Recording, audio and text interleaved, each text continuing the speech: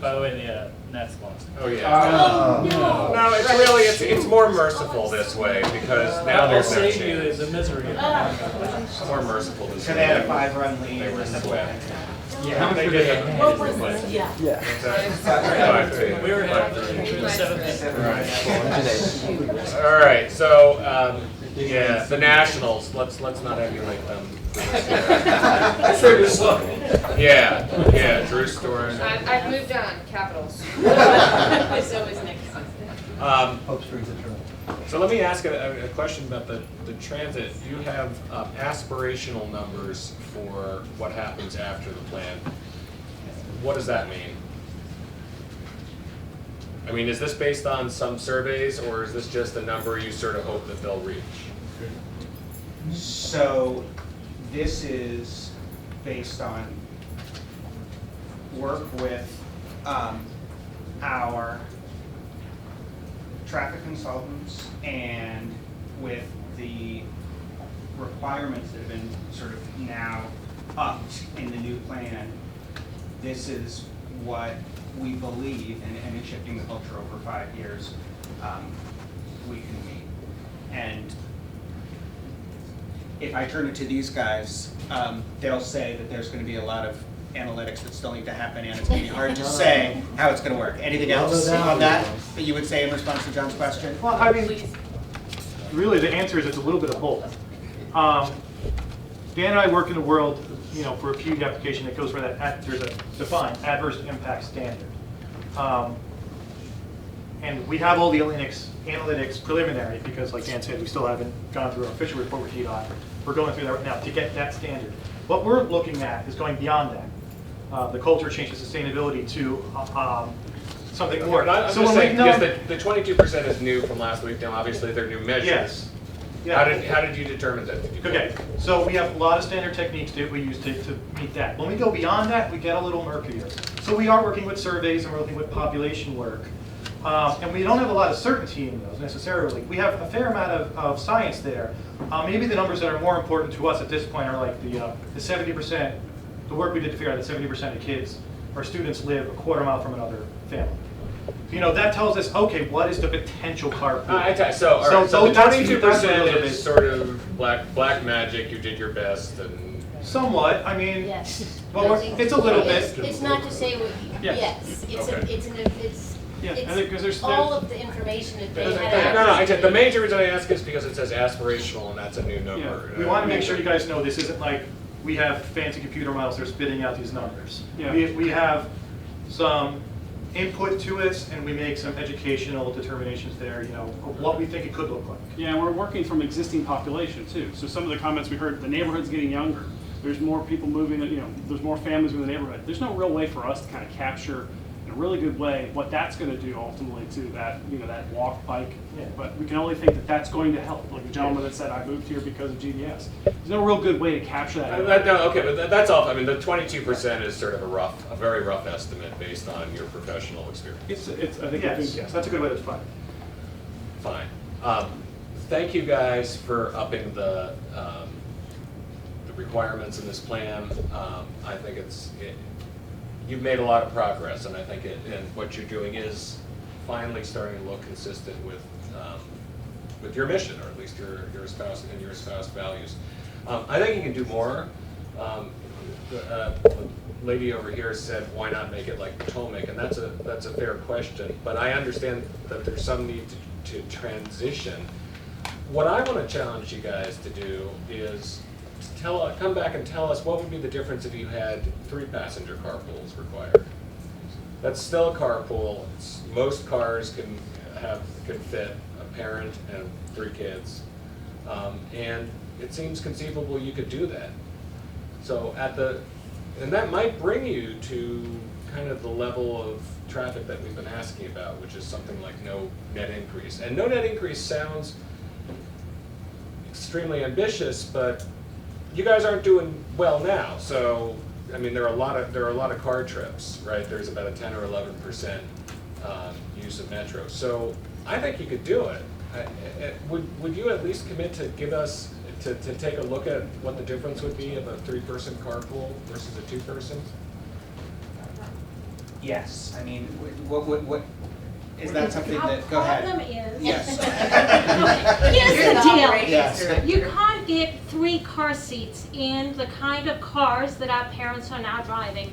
And with the requirements of DC, Virginia around weight and height, right now our 5th graders, probably your 6th grader, if you looked at it, needs to still be in a car seat. Right. So our problem is around getting car seats in cars. How do I know this? Because as Adam knows, he's a parent at GDS, I was on carpool duty today. And part of what I did was not only walk kids to the bus, but also load kids into cars. Okay, all right, so that's an a issue, but really that's hard something, problem. I hear you, that was kind of cool the way you just popped in. It was- Yeah, Yeah, you just sort of shimmered in like Steve's. I Every respect time that. Russell tries to do something at Yeah. school, Ralph pops You in. said the magic word. That's right. Yeah, so, yeah, but all right, but so a few things, right? I'll bet a lot of GDS parents who are gonna carpool drive SUVs. But also certainly, I mean, if to the extent that we're looking at smaller kids, there's still potential for carpools for middle school and high school. That's a lot of kids. And so I would ask you, and this is a loaded term, but I would ask you to fully explore this and get back to us about what some of the challenges are. Because even if it's for the middle school, even if you impose that as a requirement only in middle and upper school, and that I think eliminates the car seat issue. It seems like it could reduce the number of cars coming in a lot, and it doesn't seem like it would be that harsh a measure. You would still have the availability of automobile as a way for people to get here. And so we are absolutely going to take all of this in, John. Can I ask, is this because of the feeling that currently GDS's presence on Davenport Street is adversely impacting the neighborhood in terms of traffic? Or? Well, the sense, I mean, there are a couple things. We didn't talk about the traffic from the mixed use. Now, these guys did show us something that suggested that the traffic would decrease from the mixed use. Color me skeptical, because I don't think we've had almost no traffic associated with Martin's. And then for the Safeway, you're talking about putting a market in there that presumably will be popular. We hope it will be popular, and so one could reasonably infer that you'll have a similar number of trips, albeit shorter, to Safeway, and then we've got a whole bunch of other retail, which is great. We want it, but I'm not really convinced. And then you guys didn't even present those numbers tonight. That we're going to see less traffic from that. And yeah, in terms of adversely affecting, I mean, I think I feel like you're kind of at the limit. I mean, we used to hear about complaints about GDS a lot. I think the neighborhood has, part of it is that you've dealt with the parking problem, but part of it I think is that, people have gotten used to that as a background. So it seems to me that increasing the number of cars coming will probably adversely affect the neighborhood. But so I throw this back to you though as a challenge too. I mean, I think it is consistent with your values to have the middle school and upper school kids do a 3-person carpool if possible. The other thing that you could do, and I hear you saying that you're at least going to come back and tell us what those results would be like and what the challenges would be. I'm sure we'll hear about the challenges. Lost my train of thought. Oh, yeah, going forward, something one of you guys mentioned at one of our earlier meetings is that DDOT wants to see the potential for your plan to improve over the years. And certainly I think a goal could be eliminating the carpool like Potomac at some point in the future. So something that, I mean, I think we're talking 5 years until the new school anyway, and most people here want to see results while they're alive or don't have to move into, what's that? Yeah, sentient. So, as Jonathan put it. But for the planet, certainly we want to look further. So, you know, I could see something where you would agree to have the middle and upper school use 3-person carpools for 10 years, and then after that, phase it out. So I want to challenge you to look at that as well. And I know DDOT, based on what you guys told me, is going to be looking at that stuff. So between now and our next meeting, can we talk to you about your analysis of the 3-person carpool? We will, yes, we will keep looking at traffic, and we will be looking at it and opportunities to, really deliver in conversation with commissioners. We want to be able to do that and study what it And the is. 3-person carpool will be one of those. I'm hearing you ask specifically for that, so I think that it would be wise for us, yes, to study that. So we will. Great. I forget. Yeah. John, what do you think about us studying a 3-person carpool? I don't know. Shoot.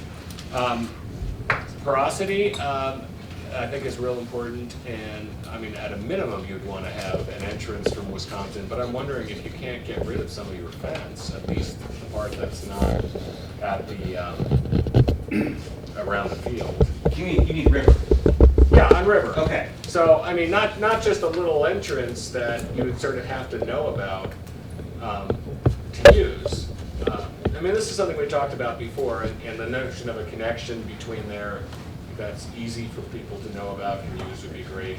To the extent that you have play equipment, I'm imagining you'll have some other way to keep people off of that when the little kids are using it, but then to have that open and to have people flow through there, that would be great.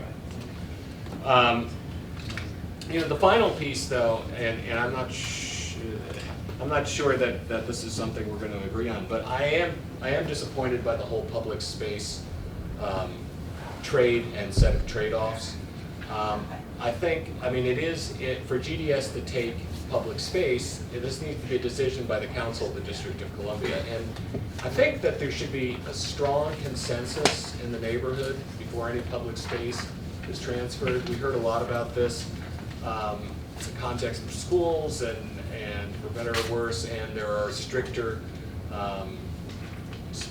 laws passed about what you could do with surplus school property.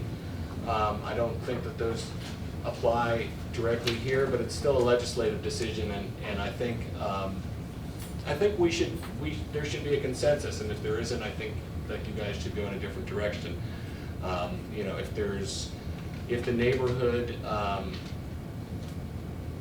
by and large is unhappy, even though there might be a significant minority of people who think the trade is good, I'm not sure that that's a high enough standard that for the council to transfer the land.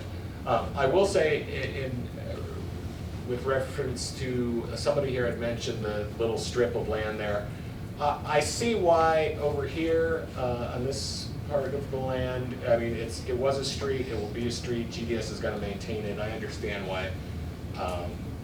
And also GDS is going to surround it, so I'm not clear what else it could be. I understand that. The other little strip, I take it you're going to build on that, right? That's the city giving you guys valuable real estate. It's true, it's just a street and strip now, but that's valuable real estate that you're building on, and it strikes me that there ought to be some compensation for that. How that figures in the whole process, maybe it's going to be hard to say what that compensation is, because you're talking about a PUD overall, but I do think that there's a good case to be made for compensation.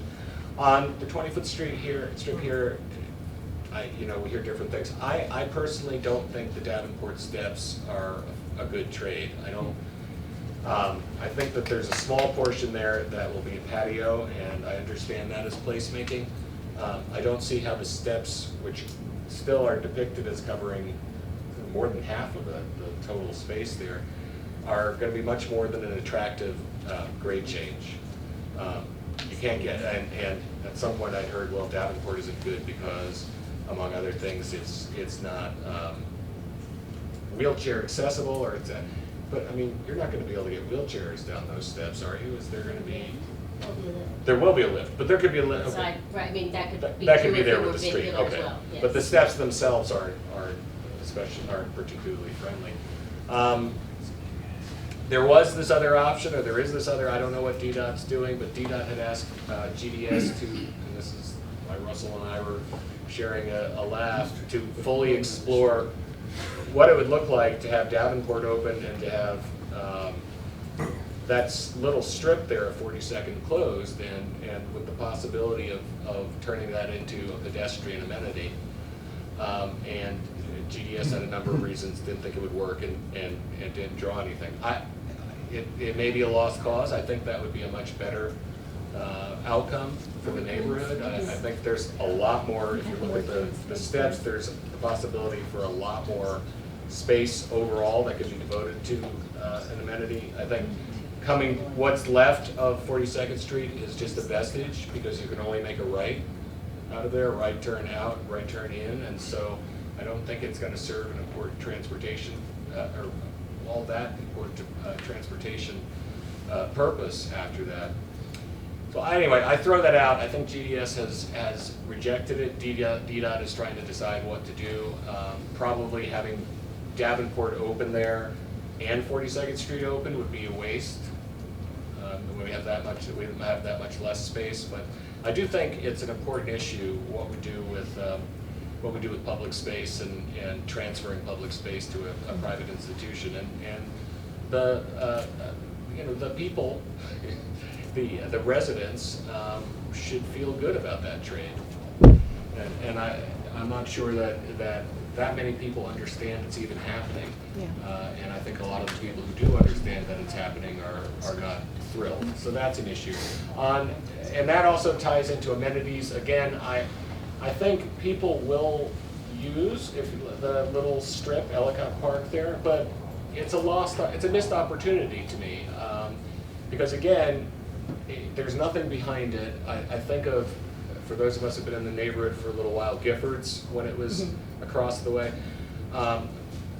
That was sort of isolated from the road. It was right next to both Wisconsin and a fairly busy road, but it had this feeling of isolation. And you could go from Giffords to the fountain without crossing any streets. And it was really popular. My teenager was just a little girl then and used to love to go to it. But part of that, so a fountain can be great, but one thing I recall is that when we talked about going to Giffords, we talked about going for ice cream, and there was always the implied possibility to play on the fountain as well. But the ice cream was the draw, and we don't have anything behind this park except for the Metro plan.